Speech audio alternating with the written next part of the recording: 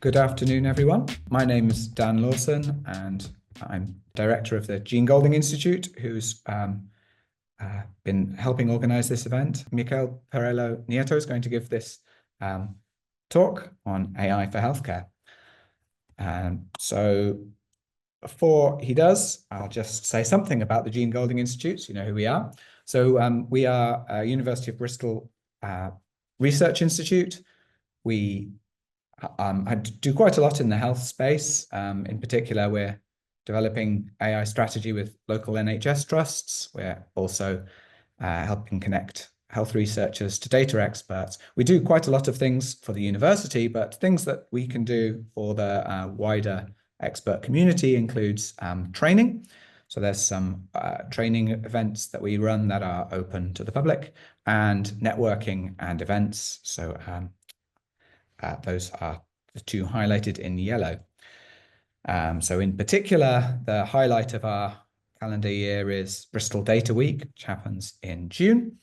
You can see what happened last year on our YouTube channel, but this year, if you'd like to be involved, it's a public event. There's lots of activities to get involved in particular, training in coding and AI. And if and there'll be lots of softer events with networking focus too. So there's lots of opportunities to get involved with us there. I'll just say a little bit about other things going on around the university. So there's another research institute called the Elizabeth Blackwell Institute that handles health. They run lots of activities around AI in health, and there are some expert community events, so engaging people like yourself. For instance, their annual lectures are truly excellent, and this year's by Trish Greenhell on healthcare in the digital age, a new era of inequality, is available to watch on YouTube. It was only within the last couple of weeks, and it's really excellent, probably of great relevance to this community. There's also lots of other activities in this space at Bristol, the digital health group, health data science being two major ones, doing all sorts of fun things. But I won't go into it too many details for now. It's just to say thank you very much for coming. Please stay in touch. If you'd like to sign up to our newsletter, the best way to do it is go to jgibristol.github.io. And that's where you can access all of our social media and our website and other things. Great. So that's all from me. I will hand over to Miquel. Okay, thank you, Daniel. I'm going to talk about artificial intelligence in healthcare, opportunities, challenges, and critical perspective. I am Miquel Perello Nieto. Let me first introduce myself.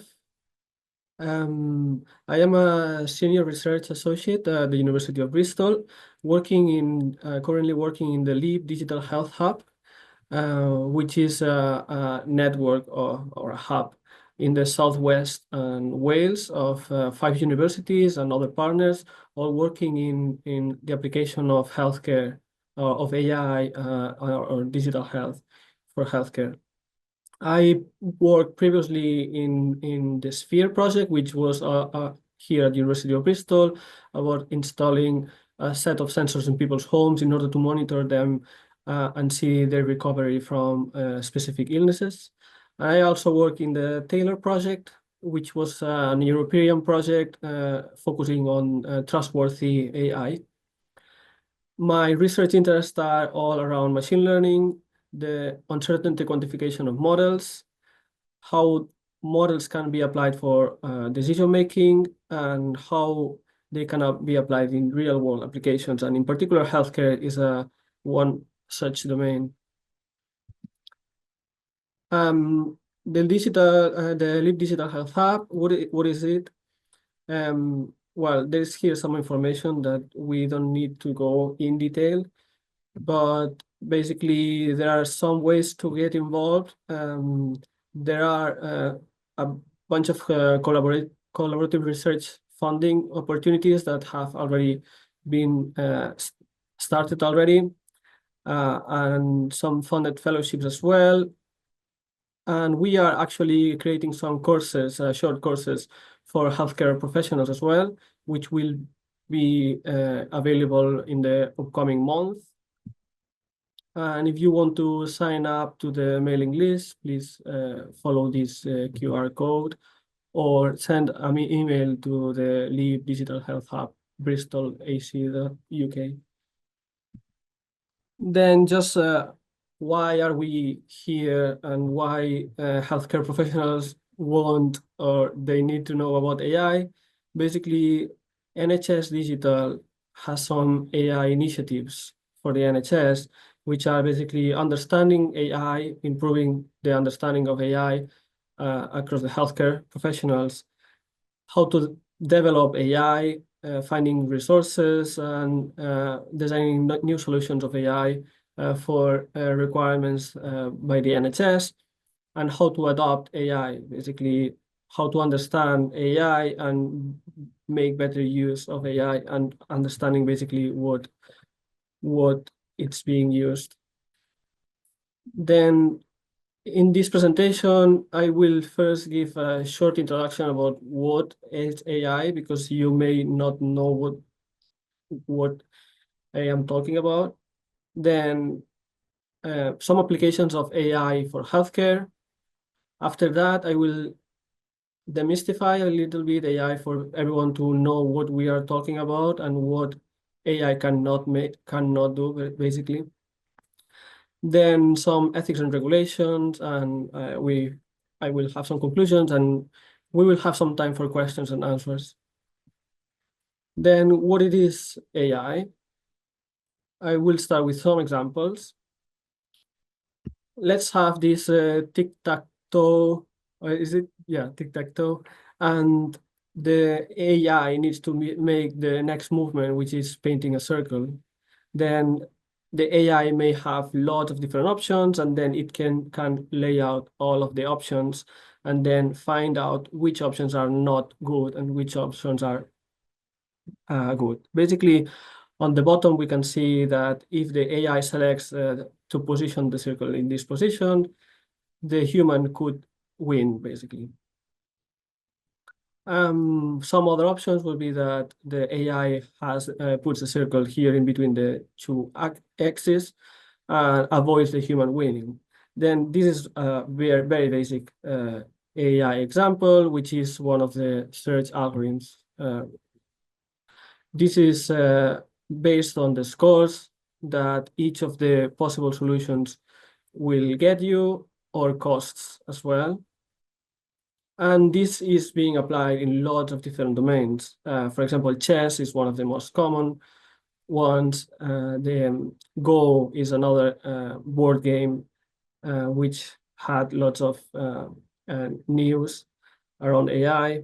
But schedule planning, pathfinding for basically finding a route with a car, all of those can use AI underneath. Other examples of AI, basically knowledge bases. How can we encode knowledge into AI? There are ways to encode different knowledge. For example, in this knowledge base, we have some symptoms of COVID-19, for example. And then it's possible to generate all of this set of knowledge given prior knowledge, past experiences, and it could be also learned from data. Once we have this knowledge base, we could have an inference engine. Imagine that you have a patient coming to a consultation, and it gives you lots of different information, like the patient is 30 years old, has several symptoms, does not have dry cough. Then it could be an AI could use this knowledge base in order to find what are the possible illnesses that the person can have. No? Then it could suggest some actions, or it could provide additional knowledge to the clinician. Other examples typical examples of AI are information retrieval on the left, like Google search. It uses AI underneath. Finding news articles or scientific articles, finding a restaurant. Your travel agencies may use AI underneath as well. And on the right, recommender systems, which are very similar to information retrieval, but they are focused also on the profile of the person that is looking for the recommendation. Basically, some examples are movie recommendations, music recommendations, and online shopping. And I'm talking a lot about AI, but you may have heard also about machine learning in the past. This is a very simple diagram, which just shows that artificial intelligence is a more general term. And some of the applications that I already mentioned, for example, chess and pathfinding, can be all solved with AI.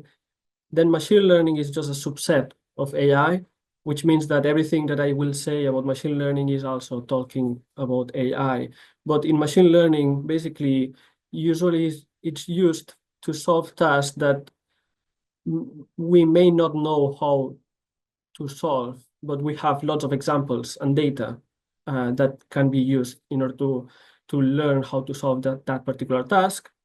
And deep learning is a subset of machine learning, which is it involves very complex models that require lots and lots of data.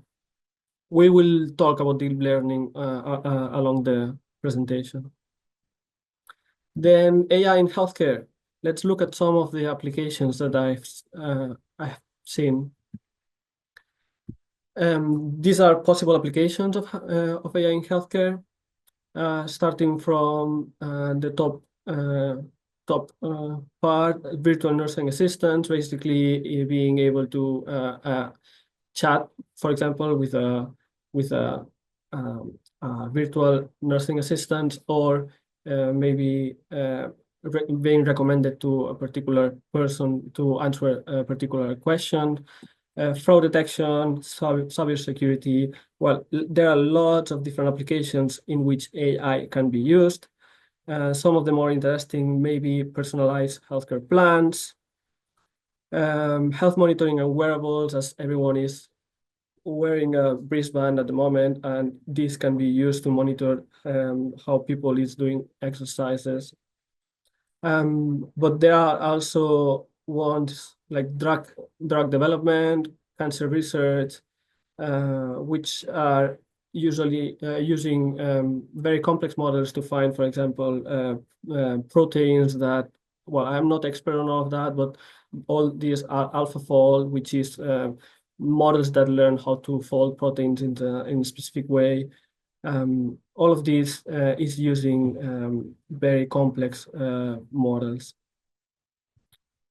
Then this is, for example, another example of how AI could be used in a medical setting. Basically, on the top, we have just a normal life, just a life of a person that since when it's born until he is old or she is old. Then this person is visiting multiple hospitals, GPs during their life, and all of this is generating health data that can potentially be used in order to make some diagnosis at any point. Then if the person was going to have some disease, the person will be in different phases. When the person doesn't have the disease, basically pre-disease, when the person has the disease but it's undetectable, when the person has some moderate but still reversible symptoms, then there may be a point where there are severe irreversible symptoms, and it may lead to a disability or death if caught very late. Then the idea of being able to use AI could be to use all of this data in order to detect when a person is ill. And this could be even when it was not undetectable. For example, if the person was in contact with some people with COVID, we could guess that the person may have COVID. And what about predisposition using DNA tests? We may be able to also assess what is the probability of a person having a particular cancer. However, all of this data is difficult to obtain because of security reasons, and some of the data may be actually difficult to digitize as well, or to find where it was stored. Then some examples of AI in healthcare. Those are examples that I've seen online being used. Basically, this is an example of skin cancer detection using your mobile phone and using the camera. It can find a non-melanoma and melanoma skin cancers and other conditions. It provides the tailored reports, including risk levels, recommended specialist, research findings, and it has a chatbot functionality. I will just show a bunch of tools which I am not familiar on how they work, but maybe some of you have heard about them, and then later I will just try to explain how some of those methods may work. This is another example about skin analysis using AI. They say it's an algorithm trained with over 3 million facial images from different skin types and tones. It finds 150 facial biomarkers and 15 skin health metrics. And all of this is to make you recommendations of your skin conditions and possible issues that you may have. Then about AI scribes, which is one of the topics that I have heard mostly talk around GPs or NHS people. Basically, AI scribes, you may be familiar with them. They are alongside your electronic health record while you are having a consultation with your patients, and then it automatically listens the conversation and transcribes of the conversation. It has the capabilities of making a summary of all the conversation. Some of them can create tasks of the following steps. They can create notes. They can even create letters and use clinical codes, letters of reference to other specialists. And some of them have chatbot functionalities in which you can interact with. I have listed below a bunch of examples like Tortoise, Heidi, Anima, KiwiPen, and Antikit AI, which I think this is not an automatic scribe. I'm not sure, but it has the chatbot functionalities, and it uses the British Medical Association and the NHS guidance as well.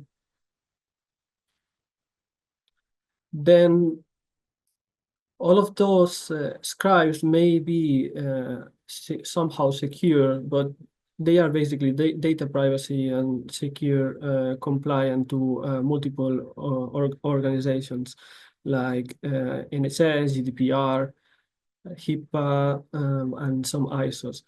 However, all of this compliance for security is not about the AI aspects that people may be using. It's more about how the data is stored. If it's stored safely and the data from patients is never disclosed to any other organization. Then what I am saying here is we need to be careful when they say that it's compliant to several organs. What it is exactly that it's compliant.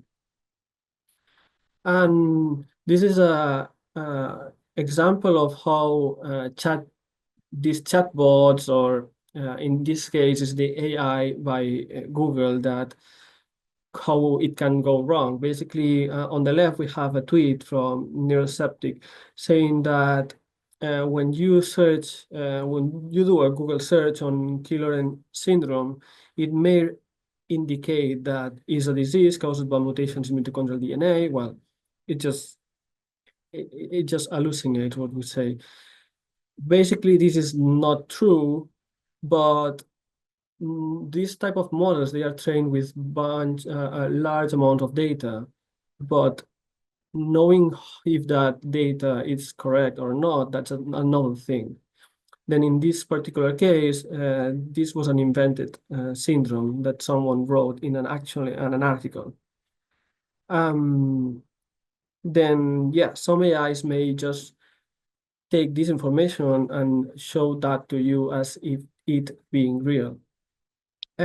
Later I checked myself and Google has fixed the issue.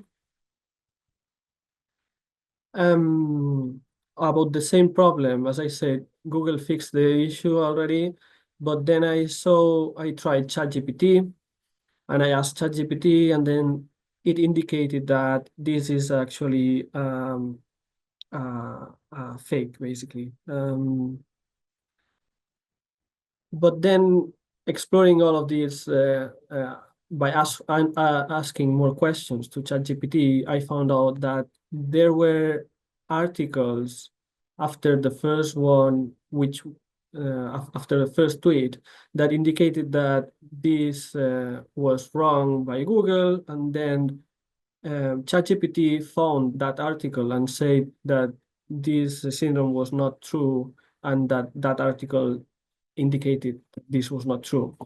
What I mean here is that only because there was later an article talking about that, probably of a person writing about that, ChatGPT was able to know that this was not an actual syndrome. Then let's start with some of the demystification of AI. Before of that, yeah, basically here on the right side, this robot doesn't see, and this robot cannot grab anything. But let's start with the common machine learning pipeline. Basically, starting on the top, machine learning requires data in order to solve a task. Then it will always start with data collection. Data preprocessing is a very important task because usually the data has lots of errors, or it's difficult to obtain, and it needs to be created for a machine to make sense of it. Then feature engineering is basically people trying to find what is the best way to use that data in order to solve a particular task. This we will see that there are also automatic ways to do that, feature engineering. Then model selection is basically you have, there are a lot of different models that you could use for AI, and then selecting which one is actually a very difficult task in some cases. Then model training is basically these models will get the data that was collected and try to solve the task that it's intended to solve. The model evaluation will compare different models if you have not selected one of them yet. And finally, the model will be deployed. And an important step that sometimes is not thought, that monitoring and maintenance of the model, it's necessary. And usually the performance of the model may deteriorate over time, which may require to go back and revisit all the cycle again. This is not a complete circle. What I mean is that it doesn't need to go through all the steps again, but it needs to be revisited, some of the points. Then some examples of the data preprocessing for tabular data. Basically, we have here on the left, basically information from some patients, age, sex, weight, and height. And all of this information for a machine to understand needs to be formatted in a very specific way. For example, on the right side, we have some qualitative data, which is much more difficult for a machine to understand. For example, if we look at the weight for number 7, a baby, which is underweight, the definition of that may be very different from a baby than from adult or a senior person, meaning that preprocessing needs to be done here for the machine to understand what all of those terms mean. Then commonly, it's quite common that data is converted into numeric form for machines to understand. And another common problem is missing values, which are here indicated as empty cells. This is also a huge problem in AI, and it can create lots of different biases when using those models. Here I show an example of the preprocessing of data, or for you to understand that a machine, what a machine sees, for example. On the left side, we have an image of a horse, and next to it, we can see some numbers, which are just the light level, basically. If it's dark, it will show 0. If it's light, it will show a high value. I think here in this case, 9. What I mean here is basically when we give images to AI, they are just seeing numbers.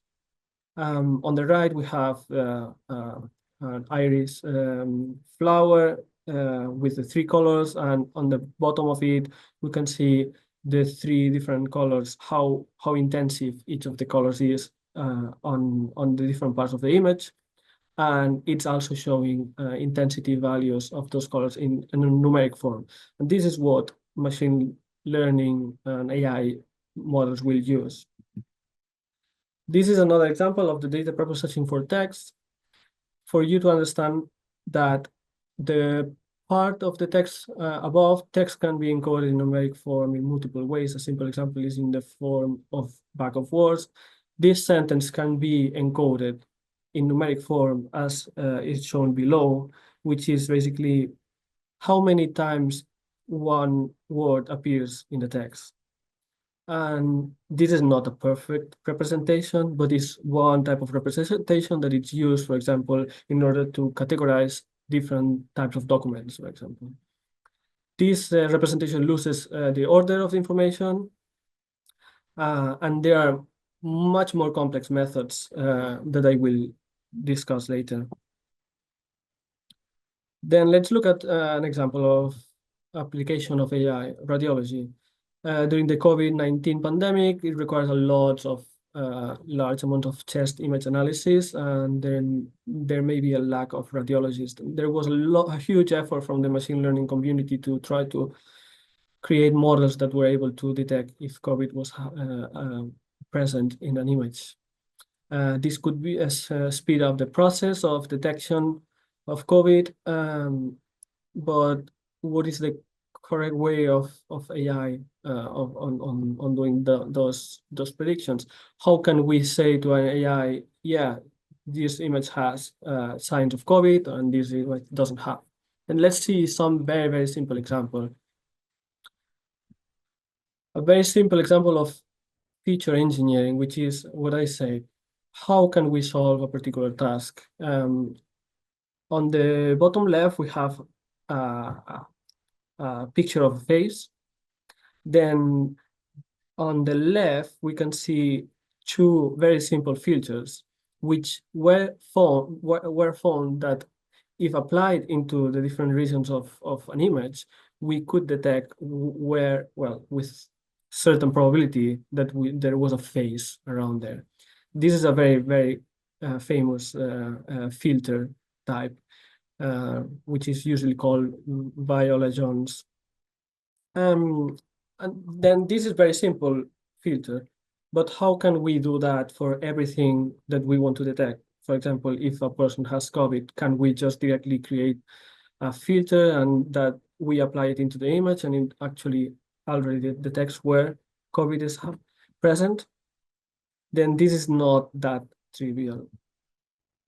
How can we do it with using machine learning? Basically, we get lots and lots of data, and then we get annotators, experts or groups of people, and then they indicate what happened, or what is wrong, or what we want to detect from that image.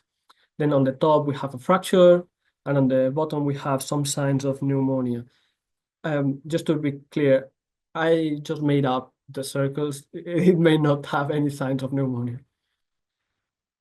Then this is used for classification. For example, if an image contains or not a fracture, or segmentation indicating which regions are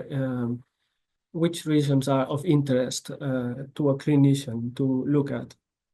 Then this is the type of process that machine learning will do, but how can a machine learn those? Then I will not spend a lot of time here, but some previous work explored how brains can work, and someone uh, uh, very old work find or try to simulate how a neuron works. Basically, on the left side we have a neuron, and on the bottom we have how the neuron, by receiving signals from previous neurons, it can activate or and start sending more signals to next neurons. Then on the center, we have just a very, very, very simple simplification of a neuron, which is basically a weighted sum of the previous neurons. And on the right side, we have one of the first physical neurons that were created in order to solve some tasks in 1951. But this is a very, very, very simplification, real simplification. This is not that useful at that point. Some other experiments looked at how cats were able to see images and understand that there was something moving. Then after that, we know that there are different parts of the brain that will focus on different types of images or patterns. Then some of them are just looking at the intensity of color in the eyes. Then some of other ones later look at the contrasts between different colors, and then in the primary visual cortex we see things that are moving. But all of this is just inspiration. And more inspiration is basically Santiago Ramón y Cajal neural networks that, well, basically just showing that a bunch of neurons interconnected with each other can create can solve very difficult tasks. Then on the right is just a representation, a mathematical representation on the top with multiple neurons that I showed before. And on the bottom, another model, AI model architecture that was proposed to solve image classification. Then here is just an example of how a very old artificial neural network was able to learn by just giving lots and lots and lots of images what filters may be useful to detect different objects. Then on the center, it's a bunch of filters that a neural network learned automatically by giving lots and lots of images. And instead of the Viola Jones, where a human specified what each filter should be. Then this neural network was able to find those filters, and when applying those filters into the original image, on the right, we can see how intense is each of the filters in the different parts of the image. Then these artificial neural networks are able to do that, but they can also go to find more complex patterns. It will be difficult to understand any of those, but those are the more complex patterns that the network will learn. And at the end, it will make a prediction. In this case, it detects cat as the most probable class, and then just using a softmax, it's just a mathematical equation. It just transforms those values into probabilities. And at the end, it says that it's very, very probable that the image belongs to a cat. But all of this has been learned automatically and only looking at those numbers from the beginning. And this can get very, very complex. Deep neural networks are basically what I say, artificial neural networks, but they have been increasing the number of layers of neurons from 16, 2014, up until thousands nowadays. And this is just an example of the type of patterns that it may find useful from the most basic on the first layers, which are just lines and patterns like that, to more complex objects like faces of dogs or kind of cars and these lizards. This is quite old work. This is 2014. At the state of the art now, it's much, much more better. Then just to say that there are lots of methods to do image analysis. All of them, they have their own drawbacks, but basically what they are using is just to use a lot of examples and try to find what is the best way to solve the task in hand.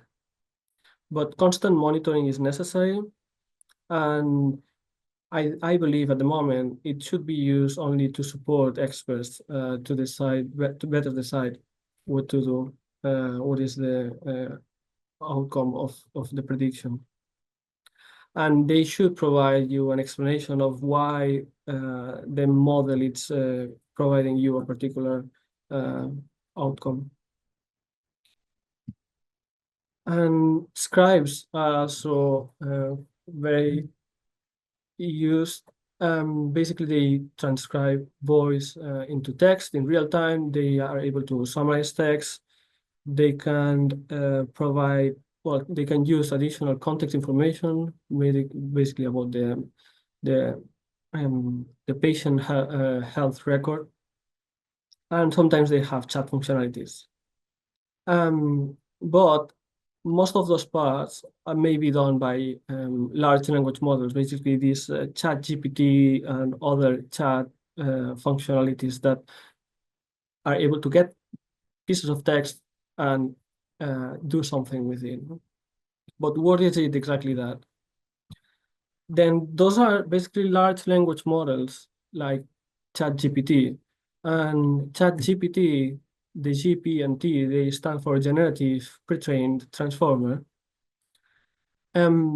Basically, generative is because they are only generating next word. Given a piece of text, they generate what is the next word, what is the most probable next word, and then they get this piece of text and they generate the next word and the next word and the next word. That's why they are called generative. Pre-trained is because they have been trained with lots of data without a specific purpose, basically giving all the data that is available online and trying for the model to predict the next word. That's it. There is no kind of anything smart on the process apart from what it can learn from the text. And transformer is just a model architecture that we don't need to focus on, but that it seemed to be important, which is basically it provides different importance to the different words depending on the context. Basically, the same word can mean different things in different contexts, basically. And then transformer is able to change the meaning of the words depending on that context. Then on the top, we have the same example that I mentioned before, the back of words. And on the bottom, I mean, in a way to represent text, on the bottom, we have another method, which is n-gram, which is basically making, for example, 1 gram will be creating sequences of one symbol. For example, text will appear in the text once, will appear in the text once again. 2 grams will be every single pair that appears in the text, and you can also annotate how many times this appears on text. 3 grams, that will be with three words, consecutive words. Then this method can be used in order to predict what is the next word. This is a very, very, very simple method, but you could imagine doing that on all the internet and then having 5 grams, and then I give you 4 words and I look at all the 5 grams that I have in my database and I can see what is the most probable next word. Then this seems very, very simple. And it is actually very simple, and it is actually very expensive to save all of these possible n grams. Then, but it's very easy to understand how such model can work. Then large language models will do something similar. However, well, let me just stop here one moment. Large language models will try to do something similar, but they will not require to store all the 5 grams, 6 grams. They will find a representation of the text that takes less space than having all the possible combinations of words. But at the end, it will try to do the same. Given a paragraph of text, what will be the most probable next word? That's it. Then in order to do that, first, the pre-training will try to learn a representation, kind of the n-grams that I mentioned, but for different types of words. This can this can get a bit complicated, but just for you to understand that some of the learning representation that the method can do automatically may create a representation of man, woman, king, and queen in such a way that if you get king minus man and you add woman, the representation will be similar to queen. This is not exact, but this is the type of pre-training that the model will learn automatically just by trying to encode all the data that it finds on the internet or on data that they use to train in a way that is useful to predict the next word. Then for text generation, as I said, a huge amount of data have been used to train a model. The prompts that you may have heard provide a context. Basically, the prompt can be me chatting to ChatGPT, but saying to ChatGPT that this is a medical consultation and you need to answer in a polite way, and we cannot disclose any data to third parties or whatever. And you give all of this context information, which kind of reduces the search area of this huge model that has been trained also in lots and lots and lots of data. But it's basically doing the same. Given this piece of text, what will be the next word and what will be the next word? It's not making any kind of reasoning. But at the end, it generates something that it looks natural language. But yeah, it's not clear how there is no thought process there, but how it can generate things that look realistic. No? Maybe in these 5 minutes, I will just quickly go through ethics and regulations, and I will leave some time for questions.